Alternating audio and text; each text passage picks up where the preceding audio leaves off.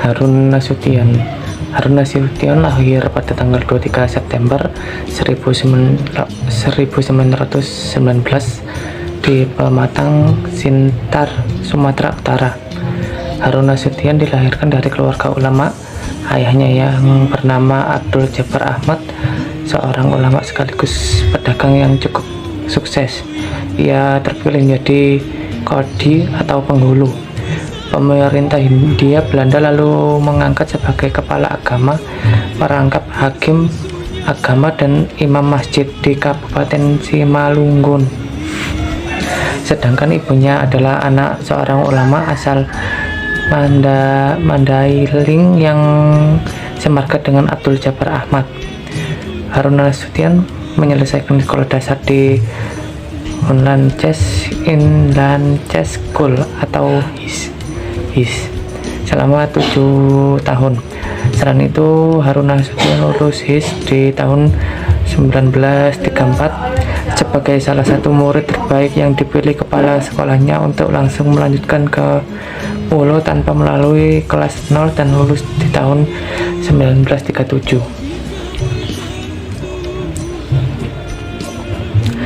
Setelah menyelesaikan pendidikan tingkat dasar di HIS, ia melanjutkan studi tingkat menengah yang berpangkat Modeme Islamitis School atau MIK. Kemudian ia meninggalkan MIK karena desakan orang tua untuk pergi belajar di Arab Saudi. Di negeri Sungai Nil inilah Harun Nasution pada mulanya mendalami ilmu di Fakultas Usuluddin Universitas Al-Azhar. Akan tetapi Harun merasa tidak puas dan kemudian pindah ke Universitas Amerika di Kairo. Di sana ia mengambil ilmu sosial. Setelah tamat dari universitas tersebut dengan ijazah BA, karir diplomatiknya di Mesir, ia kembali menyelami dunia ilmu di sebuah sekolah tinggi studi Islam. Pada waktu itu Harun Nasution berada di bawah bimbingan salah seorang ulama fikih Mesir yang terkemuka, yakni Abu Zahar. Ketika belajar di sinilah Harun Nasution mendapatkan tawaran untuk mengambil studi Islam di Universitas McGill, Kanada. Setelah meraih gelar dokter, Harun Nasution kembali ke tanah air dan mencurahkan perhatiannya pada pengembangan pemikiran Islam lewat perguruan tinggi, yaitu IAIN. Bahkan ia sempat menjadi rektor IAIN Jakarta. Berikut karya-karya Harun Nasution. Yang pertama, 1. Islam ditinjau dari berbagai aspek. Buku ini terbit pertama kali pada tahun 1974. Buku ini memperkenalkan Islam dari berbagai aspeknya dan menolak pemahaman bahwa Islam itu hanya berkaisar pada ibadah, fikih, tauhid, tafsir, hadis, dan akhlak saja. Nomor 2, teologi Islam, aliran-aliran sejarah, analisis, dan perbandingan. Buku ini dicetak pertama kali pada tahun 1972 oleh UI Press. Buku ini terdiri dari 2 bagian. Pertama, menguraikan tentang aliran dan golongan teologi, bukan hanya yang masih ada hingga saat ini, tetapi juga pernah terdapat dalam Islam seperti Khawarij, Murji'ah, Qadariyah dan Jabariyah, Mu'tazilah dan Ahli Sunnah wal Jamaah. Yang ketiga, filsafat agama. Buku ini menjelaskan tentang epistemologi dan wahyu ketuhanan, argumen-argumen adanya Tuhan, roh, serta kejahatan dan kemutlakan Tuhan. 4. Filsafat dan mistisme dalam Islam. 1978. Buku ini terbit perdana pada tahun 1973. oleh penerbit Bulan Bintang. Buku ini juga merupakan kumpulan ceramah Harun di IKIP Jakarta. Buku ini terdiri dua bagian, yakni bagian falsafah Islam dan bagian mistisme Islam atau tasawuf.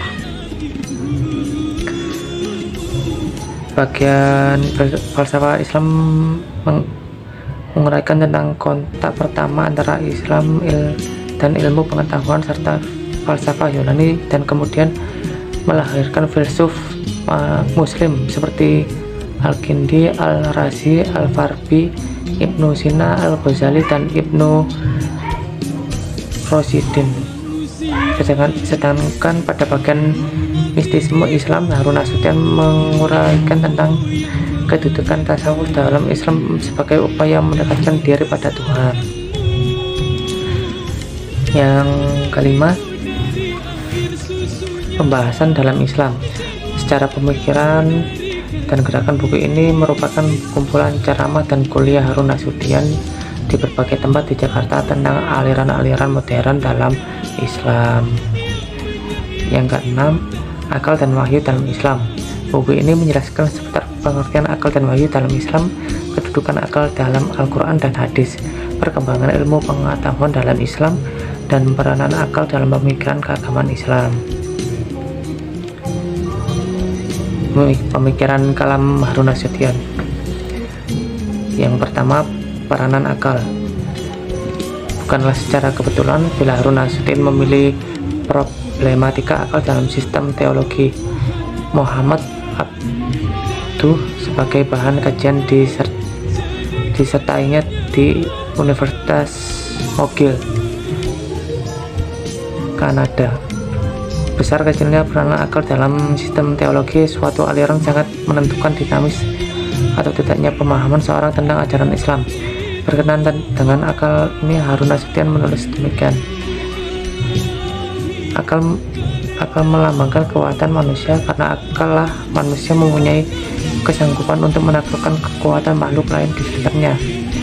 Bertambah tinggi akal manusia, bertambah tinggilah kesanggupan untuk mengalahkan makhluk lain. Nomor 2, pembaruan teologi. Pembaruan teologi yang menjadi predikat Harun Nasution pada dasarnya dibangun atas asumsi bahwa keterbelakangan dan kemunduran umat Islam Indonesia, juga di mana saja, adalah disebutkan ada yang salah dalam teologi mereka. Yang ketiga, hubungan akal dan wahyu. Salah satu fokus pemikiran Harun Nasution adalah hubungan akal dan wahyu. Ia menjelaskan bahwa hubungan akal dan wahyu memang menimbulkan pertanyaan, tetapi keduanya tidak bertentangan. Akal mempunyai kedudukan yang tinggi dalam Al-Quran.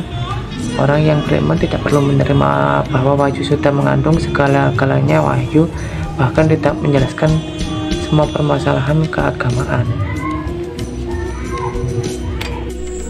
Biografi Hasan Hanafi. Hasan Hanafi disebutkan lahir pada tanggal 13 Februari 1935 di Kairo, Mesir.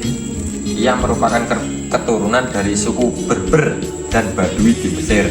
Hasan Hanafi lahir di tengah kondisi politik Mesir yang belum stabil. Meskipun Mesir telah merdeka pada tanggal 28 Februari 1922, pada usia 5 tahun Hasan Hanafi belajar mengaji kepada Syekh Sayyid, seorang ulama Islam masa itu yang terkenal.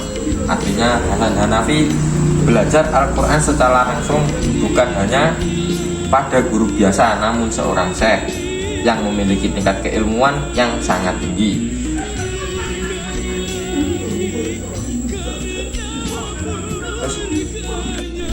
Hasan Hanafi memiliki perhatian yang khusus terhadap nasib masyarakat di sekitarnya, sehingga tidak canggung dalam usia muda. Ia terlibat aktif berpartisipasi dalam kegiatan demonstrasi. Hasan Hanafi merasa terpanggil untuk menyerukan nasib rakyat yang terpinggirkan. Bagi dirinya, pengetahuan adalah dasar membangun kesadaran diri terhadap masalah di lingkungan sekitarnya.